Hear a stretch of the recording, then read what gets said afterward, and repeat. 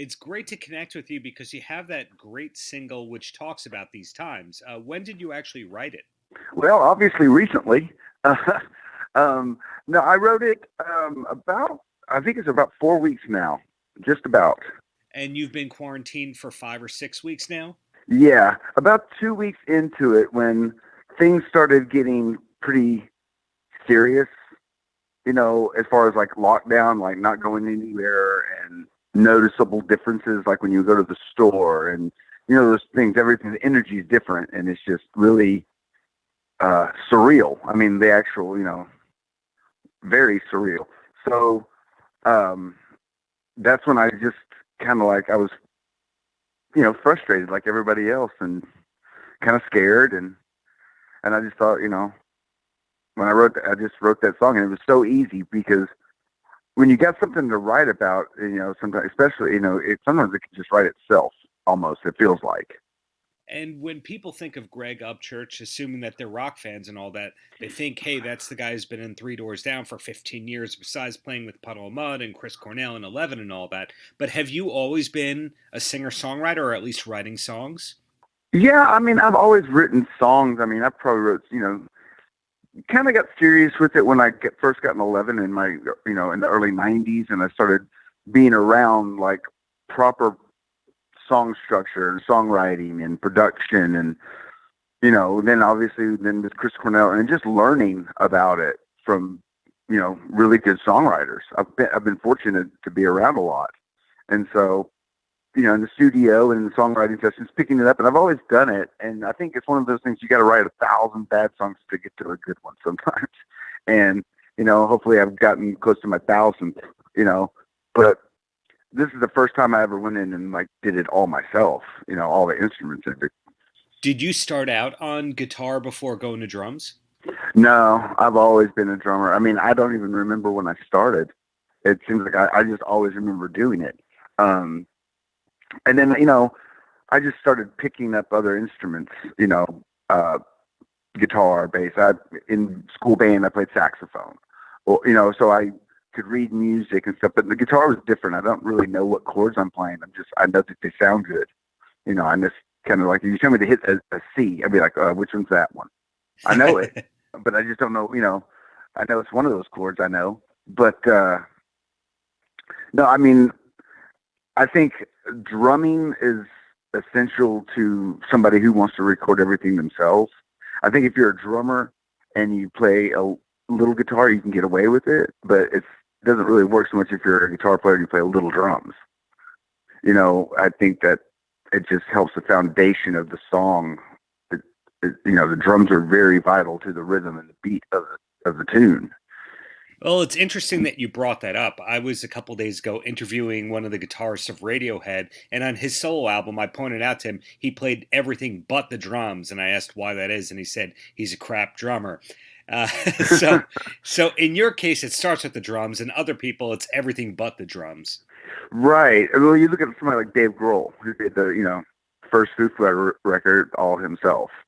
You know, it's it really does help if you're a good rock drummer if you're going to play rock music because you know, it.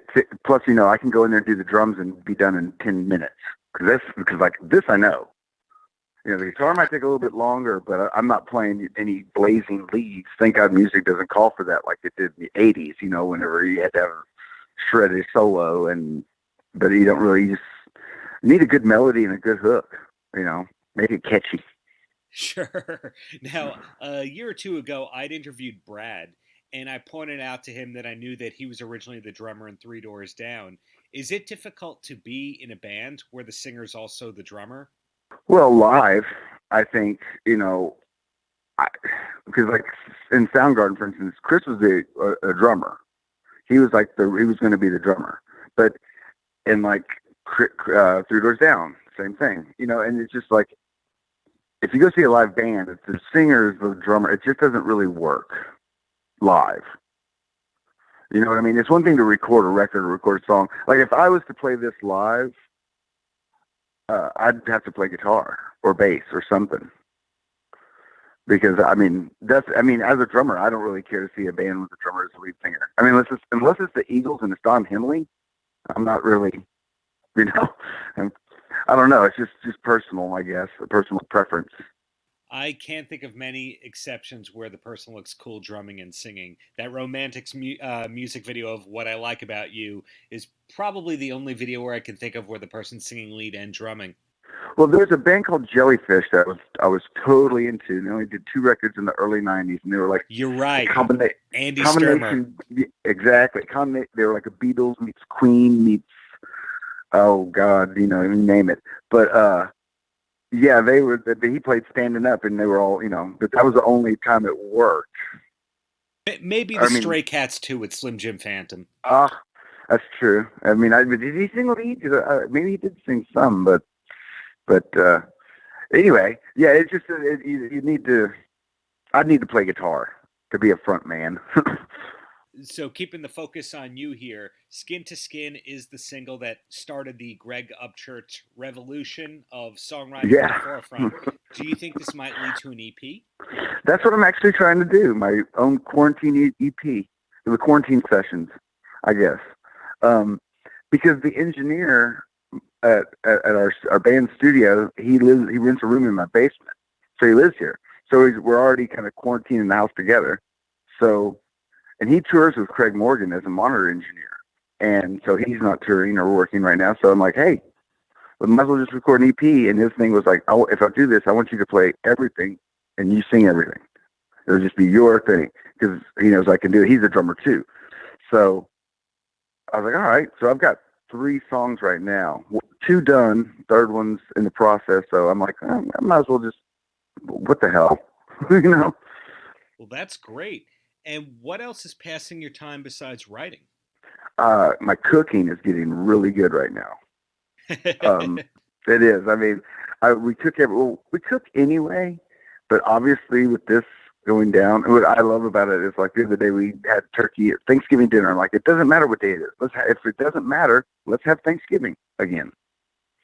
That's my thing. I'm like, so I even found an old football game on the NFL Network, and I was like, I'll just watch that too. Definitely a creative approach to everything, I have to say. When I ask people, hey, what have you been doing? Usually the first thing they say is, oh, Netflix. So you've actually been creative. Yeah, I mean, I've kind of used it to untap stuff I've never really did before. I've always wanted to do this in the back of my mind, but I've kind of always been intimidated. But I'm like, what a perfect time to do this when I'm kind of confined and there's an engineer. I have a key to the studio. Nobody's in there. It's about 2 miles up the road. I'm like, I think me doing this song, and it was somewhat accidental. Like I wasn't planning on recording a single and releasing a single. It all happened like in a week.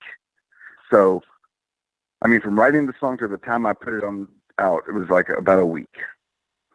And when I did that, it kind of gave me the confidence, like, well, maybe I can do this.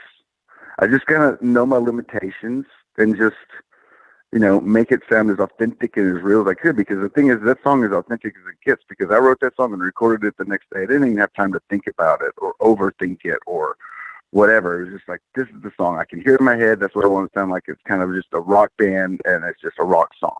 But it's a positive, hopeful rock song, because I'm like, I don't want all I'd see is depressed and bad news and COVID-19 this and no touring that, no shows. We want, so I'm like, I need to put something out there at least that's, inspiring in some way. Mission accomplished indeed, I would say. And do you know how long you're definitely off the road for? Some people are saying there's no touring in 2020, but do you still have stuff on the books for now? I mean, there is, but it's such a fluid world we live in now. I'm not sure really what's going to happen because, I have my personal feelings about it, but obviously when it comes back, everybody wants to get back to work. We're going to be the last people called. I'm going to be the last people that's going to go back to work because our job depends on crowded people. Whether you're in a club, a theater, a stadium, a festival, or whatever. when is that going to happen? And that's what that line is to me in that song, is like, how I'll know the only way to live again is when I touch you with my skin. That was what I was thinking. It was like, when the crowd is out there skin to skin like that on top of people, that's when I know, okay, things are back for me personally. And if we can do that, that means we're back as a whole. Now, when that is, obviously your guess is as good as mine, but I got to believe we're going to get back to that at some point, whether it's a vaccine, whether it's, all the testing. I mean, I'm not a doctor, but life as I know it, as I need it, needs to be where we can have crowded events, like a festival, like people on top of each other kind of thing, crowd surfing. I mean, oh my God, when is that going to happen? Right. I mean, that's going to be, like I said, we're going to be the last people going back to work, I think. I mean, I don't know what else, what would not happen. I mean, once we can do like a Rock on the Range festival or whatever, some big radio station thing. They're not going to do that until we have it all clear. Right. Well, again, at least you have the creative outlet for now. I think we're a whiles away from the Greg Upchurch podcast, but glad that there's an EP in the works as well. So in closing, man, any last words for the kids? Don't be surprised what you're capable of. Don't put limitations on yourself, because I'm from a little bitty town in Oklahoma of about 1,000 people, one red light kind of thing. And I always dreamed of this. And the fact that I'm able to do this proves to me that pretty much you can do anything you need to do or want to do. You just have to go do it. That's the secret. It's like there is no secret. You have to make things happen for yourself, and you can't wait for them to happen for you. Like I was kind of with this, like I had to prove myself wrong, and I haven't. So I feel like if I can write a song that people like, then I mean, don't limitate yourself. So, because I don't feel like I can. I feel like I can do just about anything I want to. That's what I've proven to myself, at least. Yes, you definitely have, and both you and Jim Keltner, both the drummers from Oklahoma. And thank you for bringing that up. I'm very proud of that. Not a lot of people know that because he played on everything, because like everything Lennon did, and the Traveling Wilburys, and all. I mean, he's one of the greatest. Got to meet him once, so that was a thrill. But thank you for bringing that up. Paltrocast.